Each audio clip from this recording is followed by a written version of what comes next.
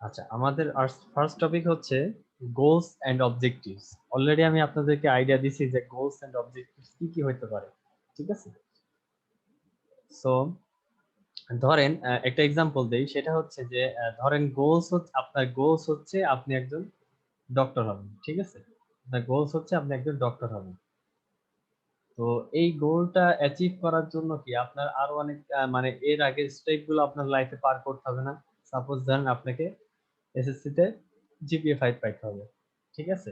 অথবা ধরেন এইচএসসি তে জিপিএ 5 পাইতে হবে, ঠিক আছে?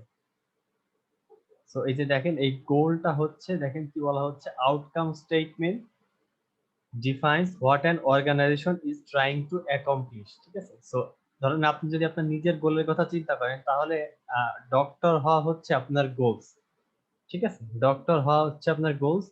আর এই গোলসটা অ্যাচিভ করার জন্য আপনাকে কি আরো বেশ কিছু মানে সাবস্টেট বা সাবস্টেজ পার করে আসতে হবে, ঠিক আছে? সেইগুলোকে বলবো হচ্ছে আমরা অবজেক্টিভস। সো এখানে ধরেন আপনার ডক্টর হওয়াটা হচ্ছে আপনার কি গোল হতে পারে। আর অবজেক্টিভ গুলো কি হতে পারে, ধরেন আমি এসএসসি তে জিপিএ 5 পাওয়া লাগবে, এইচএসসি তে জিপিএ 5 পাওয়া লাগবে, ঠিক আছে? সো এইরকম আর কি ব্যাপারটা, বুঝাতে পারছি আপনাদের গোলস আর অবজেক্টিভস এর মধ্যে। সো গোলস আসলে আমাকে আউটকাম স্টেটমেন্ট, এই যে আউটকাম স্টেটমেন্টে কি বললাম, আউটকাম স্টেটমেন্ট হতে পারে যে আপনার ডক্টর হতে হবে, ঠিক আছে?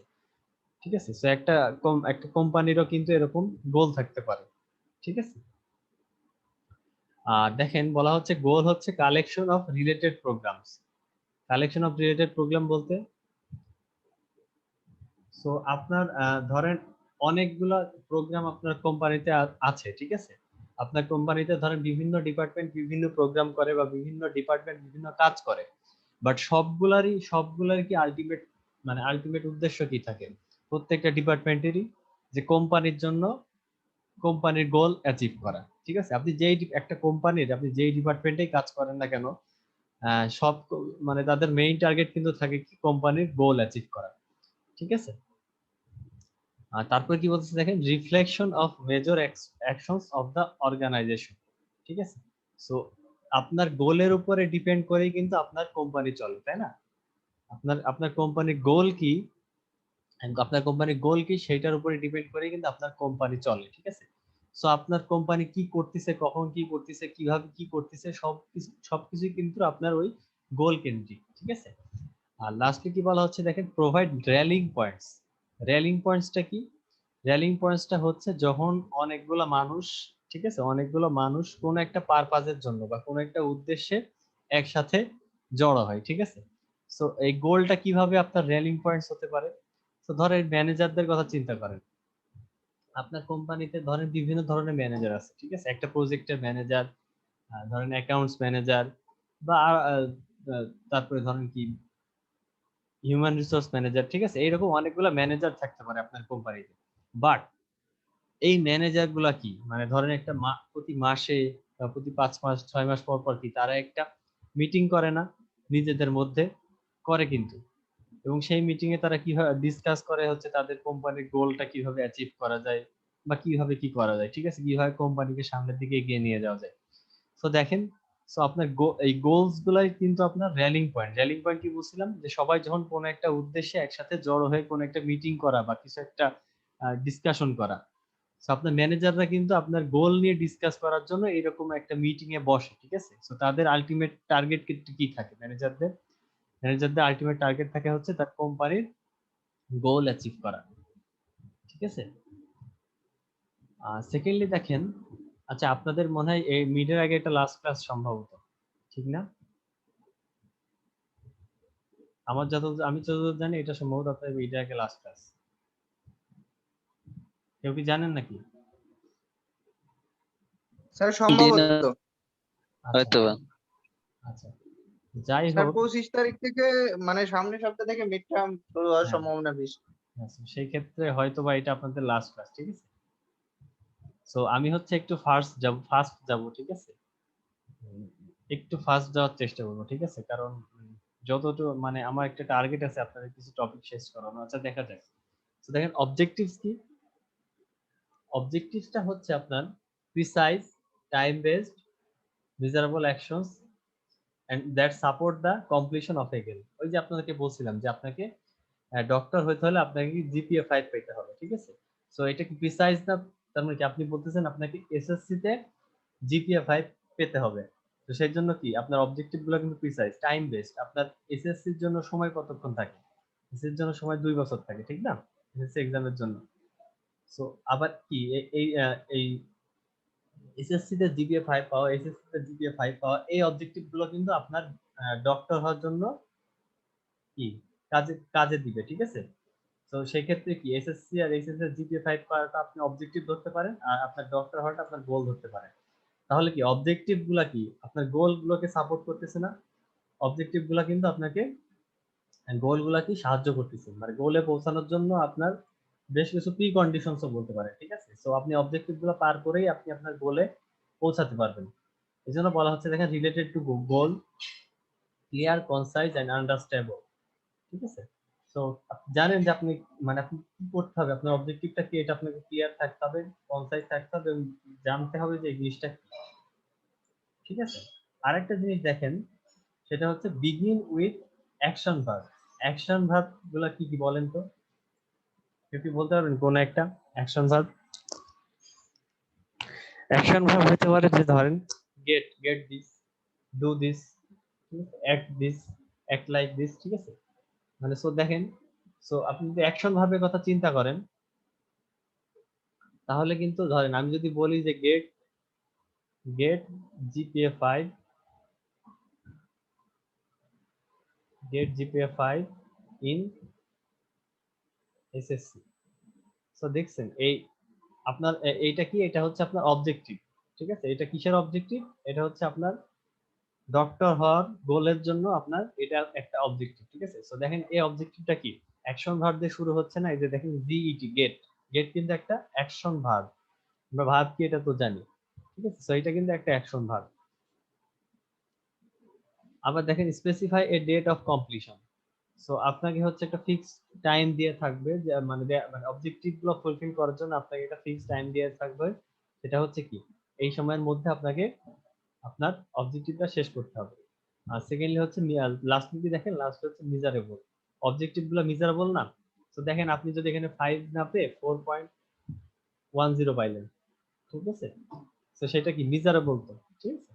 সো এই অবজেক্টিভস গুলা হচ্ছে সবসময় মিজারেবল হবে।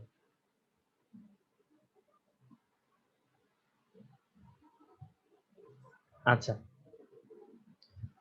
আপনাদেরকে আগেই বলছিলাম যে একটা কোম্পানির কি একটা কোম্পানির একদম টপ স্ট্রাকচারে কি থাকে? টপ স্ট্রাকচারে থাকে হচ্ছে আপনার ভিশন এন্ড মিশন।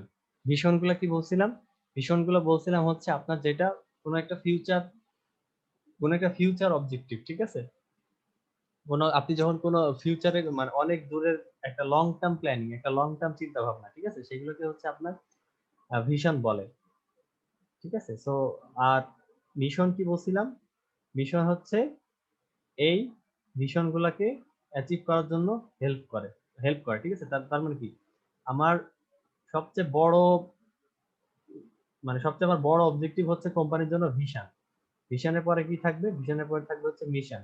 আর সেই মিশন গুলো আবার অ্যাচিভ করার জন্য আপনার থাকবে গোলস এন্ড অবজেক্টিভ, ঠিক আছে? সো এই হায়ারার্কিটা দেখেন, এই হায়ারার্কিতে কি একদম ফার্স্ট একদম টপে কি আছে? টপে আছে হচ্ছে আপনার ভিশন এন্ড মিশন। আর ভিশনটা হচ্ছে আরেকটু ব্রডার, ঠিক আছে? ভিশনটা কি বলছিলাম? ভিশনটা হচ্ছে একটা ফিউচার প্ল্যানিং মতো, যে ধরেন আগামী 2100 মানে আগামী 100 বছরের মধ্যে ওয়ালটন কোম্পানিকে আমি ওয়ার্ল্ডের নাম্বার ওয়ান ব্র্যান্ড হিসেবে দেখতে চাই, ঠিক আছে?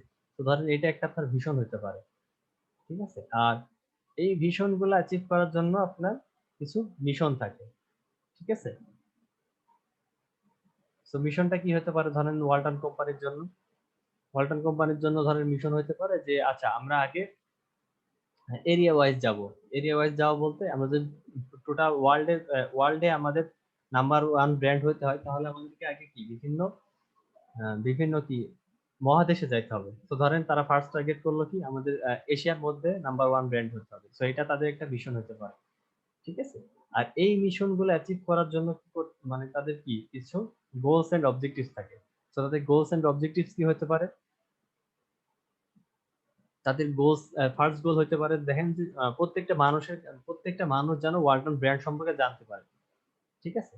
তো এটা তাদের একটা গোল হতে পারে, ঠিক আছে? এখন সেই গোলটা আপনাকে কি অ্যাচিভ করার জন্য কি করতে হবে?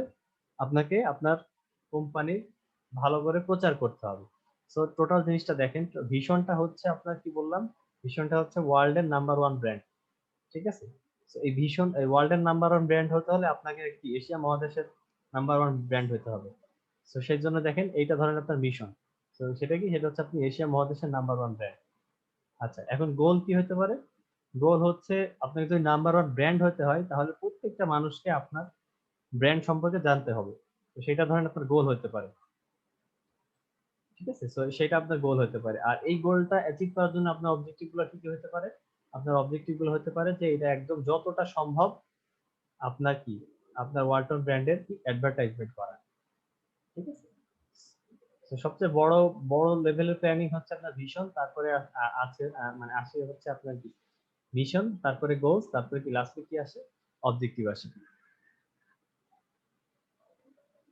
সো দেখেন কি বলা হচ্ছে যে planning starts with a mission and vision. Secondly, success and progress of achieving vision and mission is indicated by how well the underlying goal and objectives are achieved. তো কি বললাম, ভিশন হচ্ছে একদম আপনার লং টার্ম প্ল্যানিং, মানে একদম সবচেয়ে বড় যে টার্গেট আপনার কোম্পানির। তারপরে কি বললাম, মিশন, গোলস, অবজেক্টিভ, ঠিক আছে? সো আপনাকে কি এই ভিশনে যেতে হলে তো আগে আপনাকে এই গোলস এন্ড অবজেক্টিভ গুলো ফুলফিল করতে হবে না, ঠিক আছে? তো তার মানে কি আপনার ভিশন আর মিশন কত ভালোভাবে আপনি অ্যাচিভ করতে পারতেছেন সেটা কিন্তু আপনার গোলস এন্ড অবজেক্টিভস এর উপরে ডিপেন্ড করতেছে, ঠিক আছে? আর দেখেন তো ভিশনটা কি বলছে, দেখেন vision statement describe broad set of goals what the organization aspires to look in future, ঠিক আছে? তো তার মানে কি তার কোম্পানিকে, মানে ভিশনটা হচ্ছে এরকম যে তার কোম্পানিকে ফিউচারে কোন জায়গায় দেখতে চায়, ঠিক আছে? সেটা হচ্ছে তার ভিশন। আর মিশনটা হচ্ছে what the organization aspires to be for its stakeholders. Stakeholders কারা কি জানেন? একটা কোম্পানির স্টেক হোল্ডার্স হতে পারে, তার কোম্পানির এমপ্লয়ি হতে পারে, সেই কোম্পানি থেকে যে মানে কাস্টমার হতে পারে যারা সার্ভিস নেয় তারা হতে পারে, সেই কোম্পানির মানে সাথে রিলেটেড আরো থার্ড পার্টি থাকতে পারে, এরা সবাই হচ্ছে কি স্টেক হোল্ডার্স, ঠিক আছে? আর লাস্টে দেখেন functional areas of the organization has their own goals and objectives.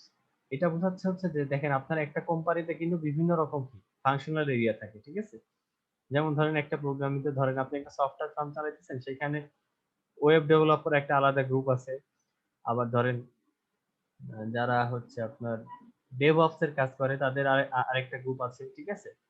তো এরকম ধরেন একটা কোম্পানি থেকে, একটা সফটওয়্যার কোম্পানিতে বিভিন্ন গ্রুপ থাকতে পারে এবং সেই প্রত্যেকটা গ্রুপেরই কিন্তু আলাদা আলাদা গোলস এন্ড অবজেক্টিভ থাকতে হবে, ঠিক আছে? তো আপনি যদি একটা অন্য কোম্পানির কথা চিন্তা করেন, সেই কোম্পানি কোয়ালিটি কন্ট্রোল একটা গ্রুপ থাকতে পারে, ঠিক আছে? ফিনান্স একটা গ্রুপ থাকতে পারে, ঠিক আছে? মার্কেটিং একটা গ্রুপ থাকতে পারে, এবং এই প্রত্যেকটা গ্রুপেরই কিন্তু নিজস্ব গোলস এন্ড অবজেক্টিভ থাকবে, ঠিক আছে? আচ্ছা, এখন দেখেন টাইম হরিজনটা দেখেন। তো কি বললাম, একদম টপ লেভেলে থাকবে আপনার ভিশন এন্ড মিশন, আর তারপরে থাকবে আপনার গোলস এন্ড অবজেক্টিভ। আচ্ছা, সো এখানে আবার টু টাইপের আছে, টু টাইপের হচ্ছে আপনার গোলস এন্ড অবজেক্টিভস আছে। ফার্স্ট গোলস এন্ড অবজেক্টিভস কি হতে পারে, স্ট্র্যাটেজিক, আর সেকেন্ডটা কি, সেকেন্ডটা হচ্ছে কি আপনার অপারেটিং। স্ট্র্যাটেজিক কোনগুলা? স্ট্র্যাটেজিক গুলো হচ্ছে আপনার যেগুলো হচ্ছে আপনার বিভিন্ন স্ট্র্যাটেজি ঠিক করে, ঠিক আছে? মানে আপনি ফিল্ড লেভেলের না, ফিল্ড লেভেলের মানে হচ্ছে একদম ওয়ার্কারদের গোলস এন্ড অবজেক্টিভ না। স্ট্র্যাটেজি হচ্ছে ধরেন এইরকম হতে পারে যে আপনার এমপ্লয়ীদের মধ্যে রিলেশন খুব ভালো থাকতে পারে, হবে আপনার কোম্পানির সামনের দিকে এগিয়ে নেওয়ার জন্য, ঠিক আছে? সেটা একটা স্ট্র্যাটেজিক গোলস এন্ড অবজেক্টিভ হতে পারে। আর অপারেটিং হচ্ছে এরকম যে ধরেন আপনি যে প্রোডাক্টটা বানাচ্ছেন, মানে একদম প্রোডাক্ট লেভেলের, ঠিক আছে? প্রোডাক্ট লেভেলের মানে ধরেন একদম আপনার মেশিন থেকে যে প্রোডাক্ট আসছে সেই প্রোডাক্ট লেভেলের গোলস এন্ড অবজেক্টিভ গুলো হচ্ছে আপনার অপারেটিং গোলস এন্ড অবজেক্টিভ, ঠিক আছে? একটা হচ্ছে স্ট্র্যাটেজিক, যেগুলোতে হচ্ছে আপনার অপারেটিং এর থেকে একটু হায়ার লেভেলের গোল, যেমন আপনার ম্যানেজারদের মধ্যে, ম্যানেজার এবং এমপ্লয়ীদের মধ্যে ভালো রিলেশন, ঠিক আছে, বা ধরেন আপনার আহ, ভালো একটা অ্যাডভার্টাইজমেন্ট বাজারে, ঠিক আছে। সো ধরেন অথবা আরেকটা স্ট্র্যাটেজি হতে পারে, কিসের জন্য স্ট্র্যাটেজি, মানে স্ট্র্যাটেজি হতে পারে যে আপনি এই মাসে অনেক বেশি অ্যামাউন্টের আপনার প্রোডাক্ট সেল করবেন, ঠিক আছে। আর অপারেটিং গুলো হচ্ছে, অপারেটিং হচ্ছে এরকম হতে পারে যে আপনার কোম্পানিতে ধরেন 10জন এমপ্লয়ি আছে, এই মেশিনে, এই মেশিন ধরেন একটা বিশাল বড় একটা মেশিন আছে আপনার কোম্পানিতে, মেশিনারি, সেখানে 10জন এমপ্লয়ি কাজ করে। তো সেখানে আপনার টার্গেট থাকতে পারে যে, আপনার গোল থাকতে পারে যে এই 10জনকে দিয়ে আমি যতটা সম্ভব ওই মেশিন থেকে একটা আউটপুট বের করে নিয়ে আসা, ঠিক আছে। তো সেটা হচ্ছে আপনার অপারেটিং গোলস এন্ড অবজেক্টিভ হতে পারে। তো কোনটার জন্য কত সময় লাগে দেখেন, তো টাইম হরিজনটা একটু খেয়াল করেন। টাইম হরিজনটা হচ্ছে ভিশন এন্ড মিশনের কথা চিন্তা করেন। ভিশন এন্ড মিশনটা অ্যাচিভ করার জন্য কি বেশি সময় লাগবে না, কারণ কি বলছিলাম এটা হচ্ছে একটা লং টার্ম প্ল্যানিং এর, লং টার্ম সুদূর প্রসারী চিন্তা ভাবনা, ঠিক আছে। আর এই নিচে যে ছোট নিচে যে একদম অপারেটিং গোলস এন্ড অবজেক্টিভ, সেটা কি, সেটা কিন্তু রিলেটিভলি কম সময় লাগবে, ঠিক আছে। আর যদি ফাংশন অফ এরিনা স্পেসিফিসিটি চিন্তা করেন, তাহলে কি ভিশন এন্ড মিশনটা কিন্তু অনেক ব্রড, ঠিক আছে, অনেক বিশদ। কারণ কি আমার ভিশন আর মিশন কিন্তু অনেক বিশদ একটা ব্যাপার স্যাপার, ঠিক আছে। বাট আমার এই অপারেটিং গোলস এন্ড অবজেক্টিভ কিন্তু রিলেটিভলি স্পেসিফিক। কারণ কি বললাম দেখেন, যে আমার এমপ্লয় 10জন, আমার কোম্পানির 10জন এমপ্লয়ি যারা এই মেশিনে কাজ করে বা এই ধরেন এই এরিয়ায় কাজ করে, ঠিক আছে, তাদের কাছ থেকে ম্যাক্সিমাম আউটপুট বের করে নেওয়া আসে, ঠিক আছে। সেইটা কিন্তু আপনার ভিশন মিশনের চেয়ে রিলেটিভলি কি স্পেসিফিক।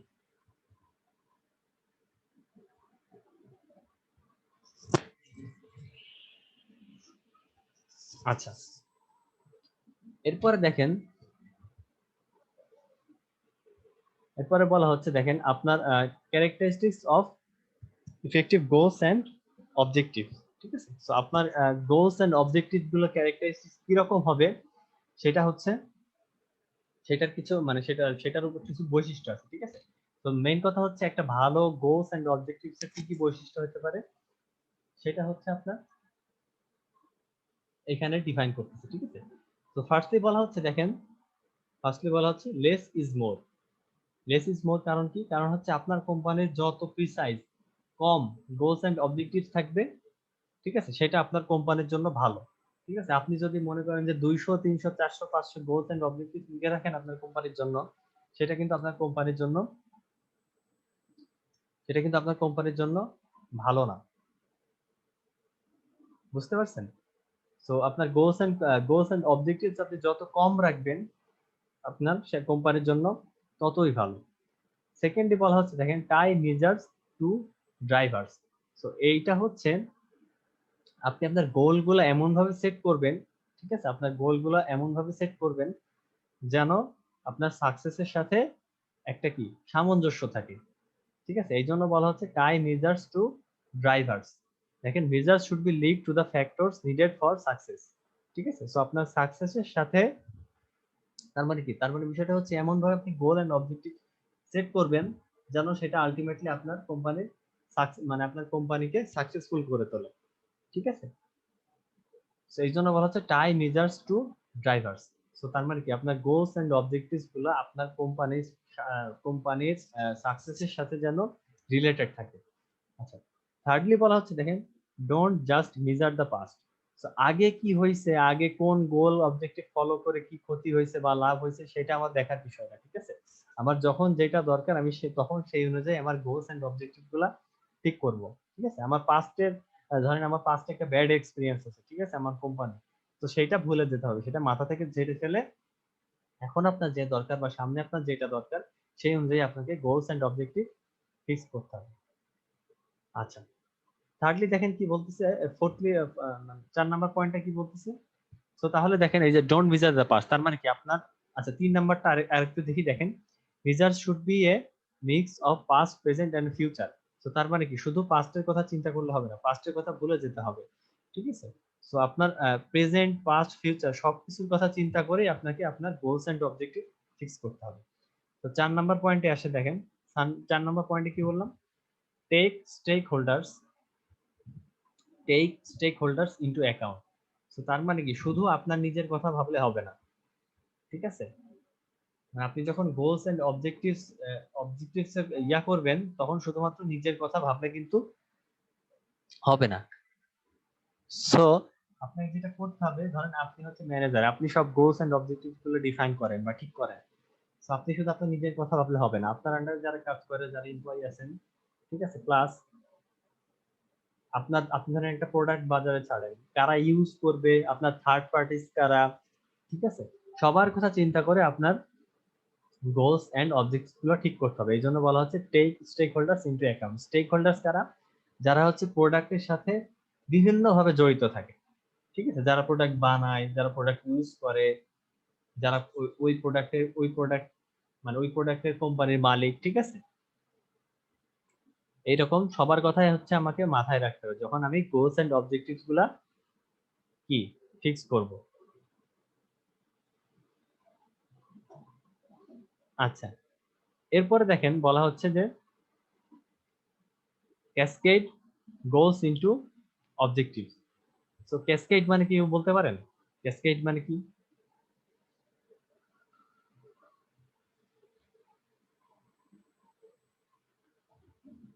কেউ কি জানেন ক্যাসকেড মানে কি? না স্যার। আচ্ছা, ক্যাসকেড মানে মেনলি যেটা বোঝায়, ক্যাসকেড মানে হচ্ছে সামঞ্জস্যতা বলতে পারেন, ঠিক আছে। সো ধরেন আপনার গোলস হচ্ছে একটা, ঠিক আছে, ধরেন আপনার একটা গোলস আছে, তো সেই গোলসটা অ্যাচিভ করার জন্য আপনার অনেকগুলা অবজেক্টিভস আছে, ঠিক আছে। ধরেন অবজেক্টিভ 1, অবজেক্টিভ 2, অবজেক্টিভ 3। সো এই ক্ষেত্রে ক্যাসকেড গোলস ইনটু অবজেক্টিভস মানে এটা বোঝাচ্ছে যে দেখেন আপনি ধরেন আপনার আরো একটা অবজেক্টিভ অ্যাড করলেন, ধরেন সেটা হচ্ছে অবজেক্টিভ নাম্বার 4। সো আপনি যদি ধরেন এই গোলসটা বাদ দিয়ে দিলেন যে এই গোলসটা আমার লাগবে না, ঠিক আছে, সো এই গোলসটা আপনি কেটে দিলেন, তো তাহলে কি এই গোলসের সাথে আরো সবগুলো অবজেক্টিভও বাদ হয়ে যাবে না? ঠিক আছে, সবগুলো আরো কি বাদ হয়ে যাবে না?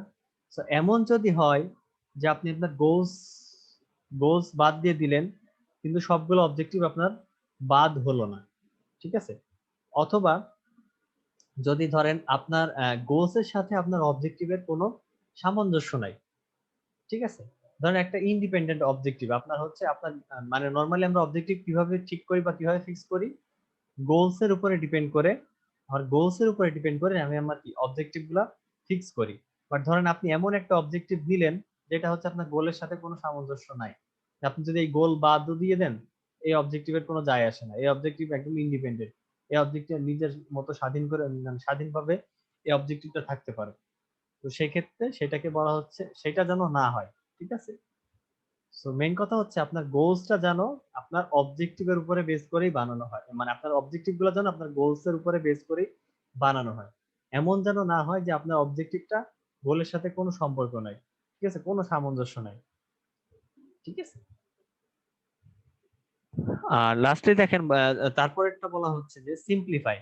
সিম্পলিফাই কি বলা হচ্ছে দেখেন, multiple indices can be combined into a single index to give a better overall assessment of performance. তো ধরেন জিনিসটা হচ্ছে এরকম হতে পারে যে ধরেন আমি আপনাদের হচ্ছে 5টা টপিকের উপরে মানে 3টা টপিকের উপরে ধরেন 3টা টপিকের উপরে ধরেন 3টা কুইজ নিব, ঠিক আছে, এবং প্রত্যেকটা কুইজে আপনাদের 5টা করে কোশ্চেন থাকবে, ঠিক আছে। তো আপনি আমি যদি ধরেন আলাদা আলাদা কুইজ নেই আপনাদের 5 মার্কের, ঠিক আছে, তো এইটা আমার জন্য একটু কষ্ট হবে না? একটু কষ্ট হবে না? ধরেন আমি একটা আপনার আপনার গুগল অ্যাসাইনমেন্টে দিলাম কুইজ নাম্বার 1, ঠিক আছে, আপনার এই 5 মার্ক জি ক্যান্সেল স্যার, করলেন। বুঝতে হবে তো। তারপরে ধরেন কুইজ 2 দিলাম, ঠিক আছে, আরেকটা 5 মার্কের, আপনার এটাও দিলেন। এরপরে আমি দিলাম কি কুইজ নাম্বার 3, এটাও 5 মার্কের। সেইভাবে 15 মার্কের এক্সাম নিলাম। কিন্তু আমি যদি এমন করি যে ধরেন আমি একটাই কুইজ দিলাম আপনাদের গুগল অ্যাসাইনমেন্টে, সেইখানেই দেখেন 3টা ধরেন সেকশন থাকলো। ফার্স্ট সেকশনটা ফার্স্ট টপিকের জন্য, সেকেন্ড সেকশনটা সেকেন্ড টপিকের জন্য, থার্ড সেকশনটা থার্ড টপিকের জন্য। তো তাহলে কি জিনিসটা আমার জন্য ইজি হয়ে যাবে না? আপনাদের খাতা দেখা বা আমার ইয়ে করার মানে আমার সুবিধার্থে কি জিনিসটা ইজি হয়ে যাবে না? ইজি হয়ে যাবে কেন? তো আমি আপনাদের আলাদা আলাদা অ্যাসাইনমেন্ট ক্রিয়েট করে আলাদা আলাদা টপিক এক্সাম দিচ্ছিলাম, বাট এখন কি করলাম, আমি একটা কোশ্চেনেই 3টা আলাদা আলাদা সেকশন করে দিলাম। তার মানে কি দেখেন, এই তিনটাকে আমরা কি এই তিনটাকে একসাথে মার্জ করে একটা কোশ্চেনে নিয়ে আসলাম, ঠিক আছে, বা একটা অ্যাসাইনমেন্টে নিয়ে আসলাম। এই জন্য বলা হচ্ছে দেখেন multiple indices can be combined into a single. So এই যে দেখেন 1 2 3 তিনটা কোশ্চেনকে এখন আমি একটা কোশ্চেনে কনভার্ট করে ফেলছি, ঠিক আছে। সো এই জিনিসগুলো আপনাকে মাথায় রাখতে হবে। আর এরপরে দেখেন বলতেছে অ্যাডাপ্ট, ঠিক আছে। অ্যাডাপ্ট মানে কি, আপনার গোলস এন্ড অবজেক্টিভস গুলা অ্যাডাপটিভ হইতে হবে। সো ধরেন মানে সময়ের সাথে সাথে ধরেন তো আমাদের টেকনোলজি চেঞ্জ হয় বা মার্কেটে অনেক কিছু চেঞ্জ হয়, ঠিক আছে। সো ধরেন আপনি এমন একটা গোলস এন্ড অবজেক্টিভ মানে মানে সেট করে রাখছেন যেটা হচ্ছে কয়দিন পরে ইনভ্যালিড হয়ে যাবে। ইনভ্যালিড বলতে ধরেন আপনি একটা গোলস, ধরেন আপনি এখন টেকনোলজি 1 ইউজ করতেছেন, ঠিক আছে। সো আপনার এই টেকনোলজি 1 এর উপর ডিপেন্ড করে আপনি আপনার গোলস এন্ড অবজেক্টিভস গুলো সেট করে রাখছেন। বাট কিছুদিন পর দেখলেন যে আপনার মার্কেটে টেকনোলজি 2 চলে আসছে। তো সেক্ষেত্রে কি আপনাকে কিন্তু টেকনোলজি চেঞ্জ করতে হবে না? মার্কেটের সাথে টিকে থাকলে তো আপনাকে টেকনোলজি চেঞ্জ করতে হবে। তো আপনি যখন টেকনোলজি চেঞ্জ করে টেকনোলজি 2 তে আসলেন, দেখলেন যে আপনার এই গোলস আর এই অবজেক্টিভ টেকনোলজি 2 এর সাথে যায় না, ঠিক আছে, বা সামঞ্জস্য থাকতেছে না। সো আপনি আপনার গোলস এন্ড অবজেক্টিভস গুলো এমন ভাবে সেট করবেন, ঠিক আছে, যেন সেগুলো অ্যাডাপটিভ হয়। আপনার যখন যেই চেঞ্জই আসুক না কেন আপনার এনভায়রনমেন্টে, মার্কেটে বা আপনার যে কোনো জায়গায়, আপনি যেন আপনার গোলস এন্ড অবজেক্টিভস গুলো খুবই ভালোভাবে মানায় নিতে পারে, ঠিক আছে, সেই চেঞ্জের সাথে। সেই জন্য বলা হচ্ছে আপনার গোলস এন্ড অবজেক্টিভস গুলো অ্যাডাপটিভ হতে হবে।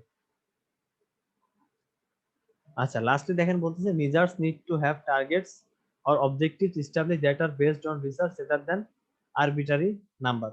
সো এটা বলা হচ্ছে base objectives on facts. So facts মানে কি বলা হচ্ছে যে আপনি হচ্ছে রিসার্চ করে বের করবেন, মানে আপনার কোম্পানি আগে কি কি হয়েছে, কখন লস খাইছে, কখন প্রফিট করছে, কখন লস করছে, কোন এরিয়াতে বেশি সেল হচ্ছে, কোন এরিয়াতে কম সেল হচ্ছে, ঠিক আছে। এইগুলা নিয়ে আপনি হচ্ছে আসলে মানে এই ফ্যাক্ট গুলো নিয়ে হচ্ছে আপনি রিসার্চ করবেন, ঠিক আছে, বুঝতে পারছেন। সো এই রিসার্চ করার পরে আপনি আপনার গোলস এন্ড অবজেক্টিভ গুলা বানাবেন, ঠিক আছে।